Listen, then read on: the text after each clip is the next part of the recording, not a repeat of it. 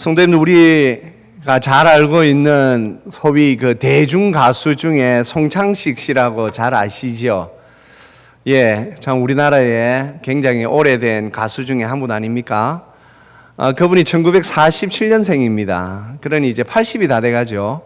그런데도 얼마 전에 보니까 이렇게 TV에 나와서 기타를 치며 노래를 부르는데, 물론 50대, 40대보다는 못하지만, 야, 어떻게 저렇게, 아직까지도 기타도 잘 치고, 성도님들, 기타라는 이 악기가 쉬운 듯 보여도 이 굉장히 다루기 어려운 악기입니다. 그런데 그 기타를 말이죠, 아직도 전성기 때까지처럼 치며 노래를 부르는 모습을 보면서, 야, 참 저분 대단하다 생각했는데, 언젠가 한번 그분에 대하여서 소위 이렇게 다큐멘터리 같은 걸 했는데, 그분이 말이죠, 어떻게 이 생활하는가에 관한 내용이 쭉 나옵니다. 그 중에 보니까 자기는 자기에게 이 주어진 음악적인 재능이 너무 좋다라는 거죠. 기타 치고 노래 부르고 하는 게 너무 좋답니다. 그래서 이걸 유지하기 위해서 아침에 말이죠, 이 발성 연습을 1시간 넘게 합니다. 막 하고, 기타도 맨 처음 이 초보자들이 배울 때, 그때부터 해가지고 계속 그 기타를 갖다가 말이죠, 그 피아노 치는 사람들이 메트로놈 해가지고 박자 이렇게 되는 거 있지 않습니까? 그걸 해놓고 자기가 혹시 나이가 들어서 그 박자가 늦어지진 않을까 싶어서 그렇게 애쓰는 것을 보았습니다. 그걸 보고 제가 알았죠. 아, 저분은 우리가 보이지 않는 곳에, 우리가 보지 못하는 곳에서 저렇게 노력을 하고 있구나. 그러니 지금도 말이죠, 그 기타를 멋지게 연주하고 노래도 아직까지 곧잘 부릅니다. 그러면서 저는 항상 그분들을 보면서 이런 생각을 합니다. 야, 그런데 저 기타 그리고 노래 부르는 거, 저걸 저렇게 좋아하는데 저게 과연 뭐가 있을까? 성도님들, 기타, 평생 기타 치고 노래 부르고, 사실 말이죠, 사람들마다 다 자기가 생각하는 중요하고 좋은 것, 가치가 다 다르지만, 우리가 좀 냉정하게 생각해 봐서 그 기타, 이 세상에서 치다가 어느 날 말이죠, 손이 굳건하면 못 치게 되는 것이고, 노래라는 것도 그렇습니다. 어느 날 이 노래라는 것도 안 되는 때가 있거든요. 그런데 그걸 그렇게 좋아해요. 그걸 보면서 참 많은 생각을 좀 하게 됩니다. 사실 저는 목사이기 때문에 세상적인 것에 대하여서 항상 좀 가치를 이렇게 보고 따지거든요. 그런데 그게 그렇게 저한테는 가치 없어 보이겠죠? 그런데 그분은 그걸 그리 좋아하고 거기에 목숨을 걸듯이 하는 걸 봅니다. 왜 그럴까요? 그게 그분의 세상이기 때문입니다. 그분에게는 그거밖에 없어요. 그분 교회 다니지 않습니다. 그분이 항상 한참 말이죠, 60년대 활동할 때 우리가 잘 아는 트윈폴리오 결성해서 할 때, 그때 멤버 중에 한 명이 우리가 잘 아는 서울 온누리교회 윤형주 장로님 아닙니까? 장로님이 전도 안 했겠습니까? 언젠가 나와서 그 말씀 하시더라고요. 윤 장로님이 전도 그렇게 많이 했는데도, 이분 고집세요. 교회 안 다녀요. 그리고 이분 자기만의 세상이 있습니다. 맞아요. 자기만의 세상. 성도님들, 우리가 하나님을 만나지 못하면 자기만의 세상 속에 빠질 수밖에 없습니다. 그 가치가 무엇인가도 모르고, 그럼에도 자기에게 주어진 것이 신나고 좋다고 그걸 평생 그걸 가지고 그렇게 즐겁게 살아갑니다. 그런데 그거밖에 없어요. 성도님들, 우리에게는 하나님께서 오늘 로마서 말씀을 통하여 하나님께서 우리에게 구원의 복음을 주셨다라고 말씀하십니다.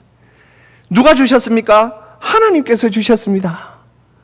성도님들, 하나님께서 우리에게 이 구원의 복음을 주셨습니다.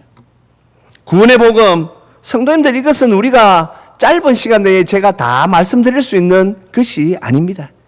하나님께서 주신 이 구원의 복음이 얼마나 대단하기에 예수님 오신 후 교회 2000년 역사 속에서 말이죠, 이 복음을 위하여 목숨을 내놓은 분이 얼마나 많은지 모릅니다. 성도님들, 어떤 가치가 있기에 목숨을 내어놓을 수 있단 말입니까? 우리나라에 대학생 선교회라고 있습니다. CCC. 거기에서 말이죠, 우리나라 전체를 총괄하던 분이 사실은 처음부터 교회 다닌 분은 아니라 그래요. 그분의 아들이 있었는데 초등학생인데 교회를 다녔답니다.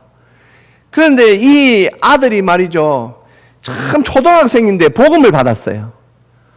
아유, 그때부터 이 아이가 자기 아빠 보고 엄마 보고 교회 가자 하는데, 우리나라 사람들 그런 정서 있지 않습니까? 아이가 그런 말 하니까 그냥 아이고 그래 알았어 아빠 한번 교회 갈게, 그러면서 아이에게 말했다라는 거죠.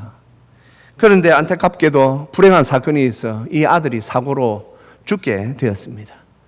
초등학생 아들이 죽었으니 그 부모의 마음이 어떻겠습니까? 그런데 하루는 이제 이 아이의 짐을 정리하다가 사랑하는 아들의 일기장을 발견했어. 그런데 세상에 초등학생이 일기장에 이렇게 적혀 있더랍니다. 하나님, 저는 우리 아빠 엄마가 예수님 믿고 교회 다녔으면 좋겠어요. 혹시 그것을 위해 제가 죽더라도, 그 글귀를 보고 아버지가 거기서 주저앉아 버립니다. 혹시 제가 죽음으로써 우리 아버지가 교회를 나갈 수만 있다면, 그게 일기장에 적혀 있더랍니다. 그래서 그분이 교회를 나와서 예수님을 믿고, 예수님을 믿는 것이 너무나도 중요하기 때문에 대학생 선교에 평생을 헌신하는 목사님이 되셨습니다. 뭐가 말입니까? 이 복음이 어떤 가치가 있기에 초등학생이 내가 죽더라도, 내가 죽어서 우리 아빠가 교회 다닐 수만 있다면 그런 거를 남길 수 있을까요? 성도님들, 하나님을 만난 사람은 그래서 다릅니다. 예수님을 만난 사람은 달라요. 이건 설명할 수가 없어요. 제가 그런 분 너무나도 많이 봤거든요. 그걸 하나님을 믿지 않는 사람들이 볼 때는 미친 것처럼 보이죠. 야, 저 사람 저 예수에 미쳤다. 그들이 볼 때는 하나님을 모르니까 미친 것처럼 보이죠. 하지만 하나님이 내 안에 내주하시면 성도님들, 이 세상이 완전히 달라지게 되어 있습니다. 이 복음, 그런데 이 복음을 하나님께서 주셨습니다. 성도님들, 하나님께서 우리에게 주셨기 때문에 오늘 우리가 첫 번째 이 말씀을 생각합니다. 우리는 이 복음을 잘 되새겨야 한다라는 것입니다. 성도님들, 복음을 잘 되새겨야 됩니다. 오늘 15절에 보면 우리가 조금 말이죠, 이해 못할 말씀이 있습니다. 성도님, 그냥 지나갈 수도 있지만 15절 말씀 한번 올려보세요. 그러므로 나는 할 수 있는 대로 로마에 있는 너희에게도 복음 전하기를 원하노라. 성도님들, 지금 이미 로마 교회에 있는 이 로마 교회는 제가 요즘 말하는 저 가톨릭 로마 교회가 아닙니다. 로마에 있는 교회. 이 교회 성도들은 이미 복음을 들은 사람들입니다. 예수님을 믿고 교회가 세워졌습니다. 그런데 왜 사도 바울이 나는 너희에게도 복음 전하기를 원한다라는 말을 할까요? 성도님들, 사도 바울께서 말하는 이 복음을 전한다라는 이 표현은 새로운 복음을 전하겠다라는 것이 아니라 사도들의 기초에, 사도들의 가르침에 기초하여서 바르고 참된 복음을 다시 교육시키고 다시 들어서 우리의 신앙을 견고하게 하겠다라는 의미로 이제 사도 바울께서 내가 너희에게도 복음을 전하겠다라고 이렇게 말하는 것입니다. 성도님들, 그래서 우리는 복음을 다시 들어야 한다라고 우리는 늘 말을 합니다. 왜 그렇다면 우리는 이 복음을 다시 들어야 합니까? 이 복음은 하나님께서 우리에게 선물로, 은혜로 선물로 주신 것이기 때문입니다. 하나님께서 우리에게 은혜의 선물로 이 복음을 주셨습니다. 은혜의 선물로 주셨기 때문에 우리는 이 은혜의 선물인 복음을 가슴에 품고 우리는 삽니다. 그런데 이 복음은 보통 복음이 아닙니다. 이 예수의 복음은 죽은 사람을 살리는, 지옥 가는 사람을 천국으로 이끄는 그런 복음이기에 우리는 이 복음을 다시 되새겨야 하는 것입니다.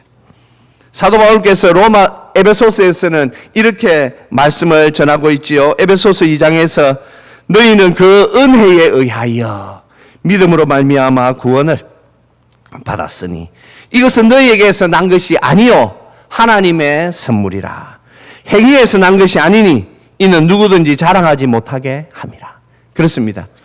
이 복음은 하나님께서 은혜의 선물로 우리에게 주신 것입니다.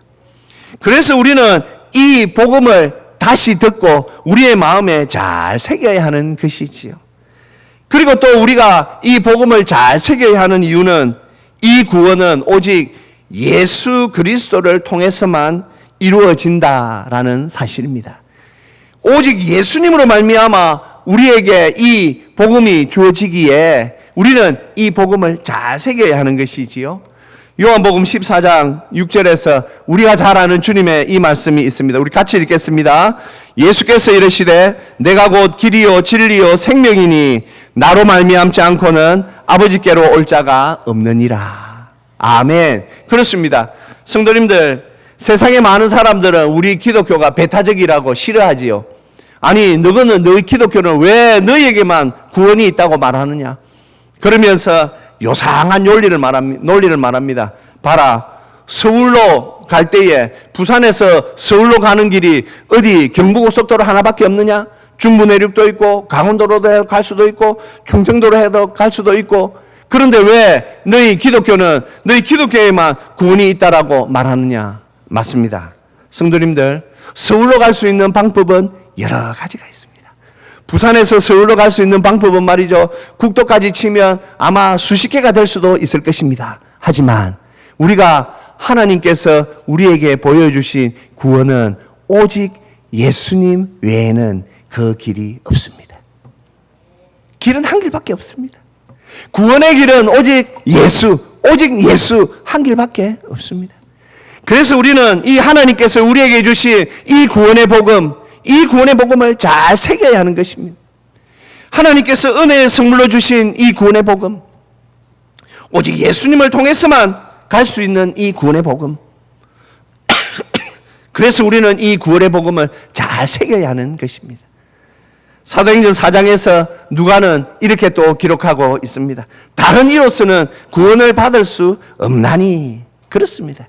구원은 오직 예수입니다. 천하 사람 중에 구원을 받을 만한 다른 이름을 우리에게 주신 일이 없음이라. 하나님께서 우리에게 구원의 길로 주신 그 길은 오직 예수님 한 길밖에 없습니다.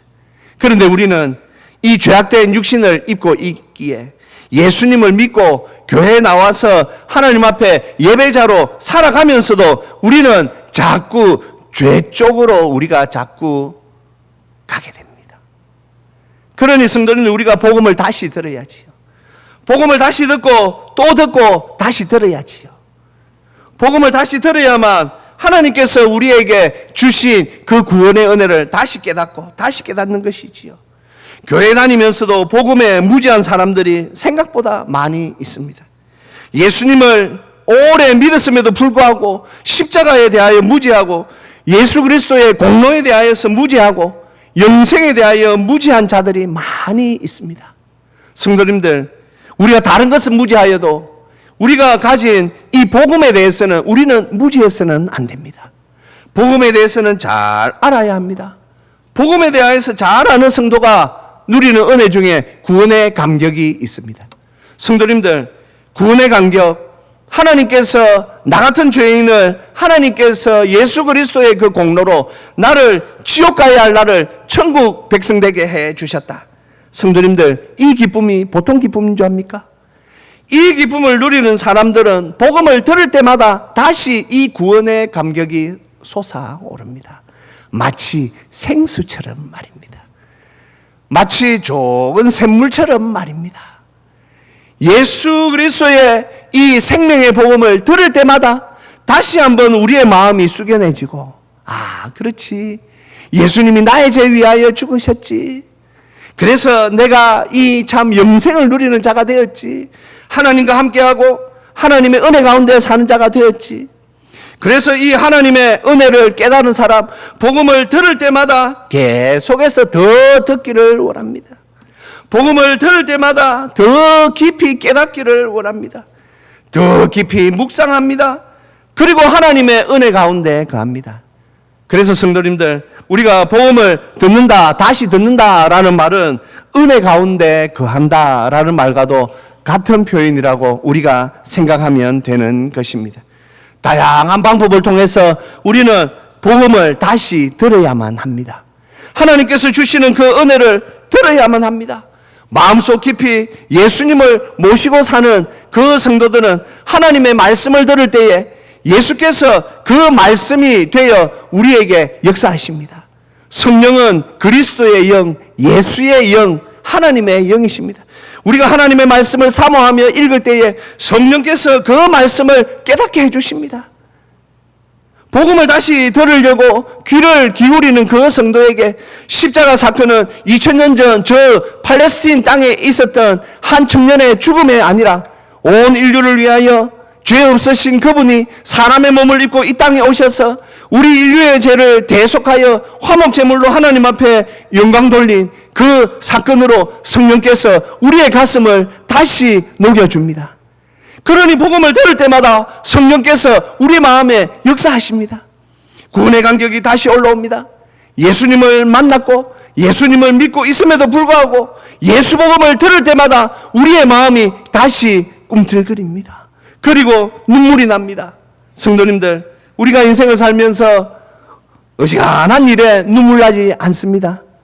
그러나 우리는 지금도 예수께서 우리 죄 위하여 죽으신 것에 대한 이 예수 복음을 들을 때면 우리의 마음이 참 가라앉습니다. 그리고 우리는 이 예수님이 나의 죄 위하여 죽으신 것에 대하여서 깊은 생각에 젖어들게 됩니다. 왜 그렇습니까? 성령께서 내 안에서 역사하시기 때문입니다. 성령께서 내 안에 계시기 때문에 우리는 복음을 다시 들을 때에 언제나 기억하게 되는 것이지요. 그러면서 우리는 다시 되새깁니다. 이 복음은 하나님의 은혜의 선물이다. 이 복음은 오직 예수 그리스도를 통해서만 하나님 앞에 나아갈 수 있는 것이다. 성도님들, 감사하지 않습니까? 그러니 새겨야지요. 기타 한 대 들고 평생 나에게 이런 재능이 있다며 하며 사는 사람들이 이 세상에 얼마나 많은 줄 아십니까? 그것이 무슨 가치가 있을까요? 하지만 그것밖에 못 보면 그것도 자기에게 있어서는 최고의 가치가 되겠지요. 하지만 하나님께서 우리에게 예수 복음의 이 가치를 우리에게 주셨습니다. 예수님의 복음, 영원히 하나님의 은혜 가운데 살 수 있는 이 예수 복음 우리에게 주셨으니 이 복음을 되새기며 살아가는 저와 우리 모두가 되어야 되지 않겠습니까? 이것을 품고 나아가는 저와 우리 모두가 되시기를 주님의 이름으로 축복합니다. 그리고 또한 하나님께서 우리에게 이 구원의 복음을 주셨기에 오늘 우리가 두 번째 생각할 것은 이 복음을 모르는 사람들에게 전해야 한다라는 것입니다. 사도 바울께서 고린도전서 9장에서 이런 말씀을 남겼습니다. 우리 같이 읽겠습니다. 내가 복음을 전할지라도 자랑할 것이 없음은 내가 부득불할 일임이라. 만일 복음을 전하지 아니하면 내게 화가 있을 것이로다. 아멘. 사도 바울은 로마서에서부터 나는 복음에 빚진 자다라는 고백을 하였습니다. 성도님들, 세상에 많은 사람들 가운데 남의 돈을 노리는 사람들이 있지요. 그 사람들은 사기꾼입니다. 하지만 정상적인 삶을 사는 사람들은 남에게 빚지는 것을 좋아하지 않습니다. 빚을 지면 마음이 무겁지요. 항상 내가 언제 이 빚에서 벗어나지 하며 고민하게 되지요. 하나님께서 우리에게 사랑의 빚을 주셨습니다. 복음 전해야 한다라는 이 빚을 주셨습니다. 그것을 오늘 사도 바울께서 고린도전서 9장 16절에서는 조금 더 말이죠. 내가 이 복음을 전하지 아니하면 내게 화가 있을 것이로다 라고까지 그는 생각했던 것입니다. 1963년 성도님들, 우리나라에 참 말이죠. 그때만 해도 미디어가 크게 발달하지 않았음에도 불구하고 1963년 강원도 인제에서 끔찍한 살인사건이 일어났습니다. 이덕주라고 하는 중령 일가족 6명이 한 강도를 만나 다 몰살당한 사건이었습니다. 이른바 고재봉 사건이지요. 각 신문들은 대문짝만하게 뉴스를 보도했습니다. 그때 대한성서공회에서 말이죠, 성경을 전하는 일을 하고 있던 안국선이라는 집사님이 그 신문을 보고 그 자리에서 주저앉았답니다. 어떻게 이런 일이 일어날 수 있을까? 그런데 하나님께서 그분에게 그 사람을 한번 만나보라는 마음을 주시더랍니다. 그래서 그가 이제 성경을 가지고 이 고재봉 씨를 만나러 교도소로 갔습니다. 그리고 그에게 요한복음 3장 16절 말씀을 전했습니다. 성도님들, 일가족 6명을 말이죠, 잔인하게 죽인 그 강도, 눈빛이 예사롭지 않고 말이죠, 보니 사람처럼 보이지 않더랍니다. 그럼에도 하나님께서 그에게 복음을 전하라는 말씀을 들었기에 이 안국선 집사님이 그에게 예수 복음을 전했습니다. 그런데 그가 요한복음 3장 16절 말씀을 듣고는 갑자기 눈물을 흘리더랍니다. 그리고는 자기가 지은 죄를 다 술술 자백했습니다. 그는 재판받은 지 3개월 만에 총살형으로 사형을 당했습니다. 그가 죽기 전 서울구치소에서 그때 수감자가 2,000명이었는데 1,800명에게 전도를 하였습니다. 그런데 안국선 집사님께 이런 말을 남겼답니다. 선생님, 어렸을 때에 우리 동네에 교회가 있었습니다. 그때 그 교회에서 나에게 예수님을 알려주었다면 내가 이런 삶을 살지 않았을 수도 있겠지요. 그게 너무 마음이 아픕니다. 그때 교회에서 좀 저에게 예수님에 대하여서 좀 전해줬었더라면, 내가 조금 더 일찍 예수님을 믿었더라면 참 좋을 뻔했습니다. 그런 말을 남기고 그가 이 총살형으로 사형장에서 이슬이 되어 끝났습니다. 사랑하는 성도님들, 우리가 가지고 있는 이 복음, 이 복음의 가치는 우리가 뭐라고 말할 수 없는 것입니다.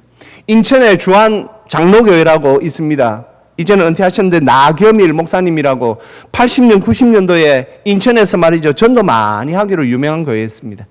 90년대, 80년대 이미 그때 그 교회에서 말이죠, 이후 초대 잔치 한번 하면 예산이 2억이었다고 합니다.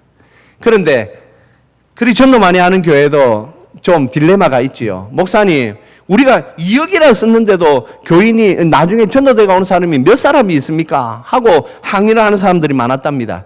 그때 목사님이 강단에서 한번 이렇게 말했답니다. 2억 써서 한 사람 온다면 그거 할만하다.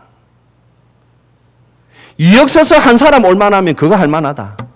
목사님의 이 한마디에 성도들의 가슴이 터져버린 것입니다. 그래, 2억에 한 사람 그것도 할만한 거다. 그래서 지금의 주한 장로교회가 있는 것이지요. 왜 그렇습니까? 성도님들, 이 복음의 가치, 복음의 가치는 우리가 생각하는 것보다 훨씬 더 위대합니다. 사람들은 소위 말해서 말이죠, 주판을 막 두드립니다. 얼마를 투자하면 얼마가 오고, 교회는 그런 것이 아닙니다. 예수 복음을 받은 사람들은 그렇게 살지 않습니다. 하나님께서 우리에게 은혜로 이 복음을 주셨기 때문입니다. 사랑하는 성도님들, 우리가 이제 오는 셋째 주일에 이후 초대 주일을 준비합니다. 성도님들, 아직까지 자신이 없으십니까? 전도하는 일에 자신이 없으십니까? 그러면 복음을 다시 들으십시오. 예수 복음을 다시 들으십시오. 다시 들으시고 일어나십시오. 하나님께서 우리에게 은혜의 선물로 주신 이 복음의 가치를 다시 깨달으십시오. 초등학생이 복음을 깨닫고 내가 죽었으라도 내 부모님이 예수님을 믿을 수만 있다면 이라고 말할 수 있는 이 복음의 가치를 우리 성도님들도 깨달을 수 있기를 주님의 이름으로 축복합니다. 우리는 이 복음의 가치를 알아야 합니다. 하나님께서 주신 이 구원의 복음이 도대체 무엇이기에, 어떤 것이기에 이렇게 우리가 이 복음을 전해야 하는가? 그리고 이 복음을 받은 사람들은, 나를 비롯하여 왜 사람들은 변할 수밖에 없는가? 이것을 고민하며 더욱 하나님의 은혜 가운데 예수 복음으로 무장되어서 나아가는 저와 우리 모두가 되시기를 주님의 이름으로 축복합니다. 성도